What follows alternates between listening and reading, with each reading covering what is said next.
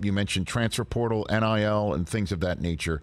Would you welcome government help, federal government help, on coming up with guidelines that everybody in college football, say on the same level, Division I as you? Would you welcome that as help on this front? That's a scary thought to say, to repeat those words, but it may be, it may be in this case our best chance. And I would say that in jest. I mean, I'll take help from anybody, but I'm not sure where it's going to come from or what form it's going to, what it's going to look like. The one thing I'm sure of is at this point right now, we lack structure in this area. And you coach in the NFL, it's a whole different deal. Everything is very structured. Everybody, all 32 teams, play by the same rules, and the enforcement is the same for all 32 teams. So, that's a really, it's a competitive league, and that's one good thing about it. Like it's equal across the board in terms of opportunity.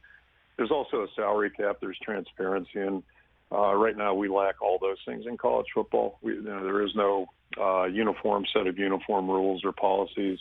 There is no transparency, and at some point, I think we're going to have to develop a way to have some structure, some framework, and so everybody kind of knows what the landscape is. And right now, I think there's a lot of exaggeration, a lot of embellishment. There's a lot of opportunity for tampering, things like that. And on the short term, we're all dealing with it. But I think if you want to look at it to sustain the game and sustain it in a level where everybody can find it to be palatable, I think those are things that are going to have to be addressed. And where that help comes from, I really don't care, just as long as it does in some form or fashion. So take place for our game. Are there meetings that you have at some point where somebody on your staff goes, "Hey, we're hearing this about one of our guys," and talking to these schools or this individual or these schools are approaching our guys, and how do you handle stuff like that? If that is that happening, Coach?